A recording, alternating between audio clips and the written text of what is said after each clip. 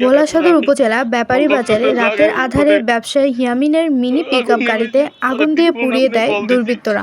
মোহাম্মদ গোলাম কিবরিয়া জেলা প্রতিনিধি, তথ্য দেখুন বিস্তারিত। 18 নভেম্বর রাত 2:20 সময় মোবাইলের মাধ্যমে নিজ দোকানে সিসিটিভি ফুটেজ দেখতে গিয়ে হঠাৎ দেখেন আগুন। 2:39 সময় আমি মোবাইলে মাঝে মাঝে মোবাইল দেখি, কিন্তু কালকে দেখি যে ভালো লাগে না, মোবাইলটা চাই দিই যে আমার ইয়াতে আগুন জ্বলতে আছে। এরপরে আমি আমার লোকজনের জায়গায় আগুন নিবেছি, পরে ত্রিপুল নামে কল দিছি মতন পুলিশ আইছে। আয়া এরা এগুলো দেখছে, সিসি ক্যামেরা দেখছে, দেখা বলছে যে আজকে 10টা পরে থানায় যাইতে। কত টাকার ক্ষতি হয়েছে আনুমানিক লাখ দেড়েক টাকার মতো ক্ষতি হয়েছে। আমি তো কারোর কোনো ক্ষতি করি না, কেউ আমার ক্ষতি করবো বলে এরকম আমার মনে হয় না। তারপরে যার যার মনেরটা সে জানে, কে কি জন্য করছে আমি পরে সঠিক বলতে স্থানীয় পারি না। ব্যবসায়ীদের ফোন করে বিষয়টা জানালে তারা দ্রুত আগুন নেভানোর চেষ্টা করে।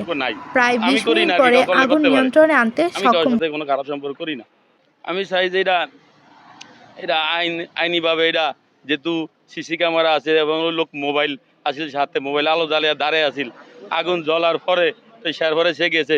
তথ্য প্রযুক্তির দ্বারা আমার মনে হয় দুষ্কৃতকারী যেই করছে তাকে ধরা সম্ভব।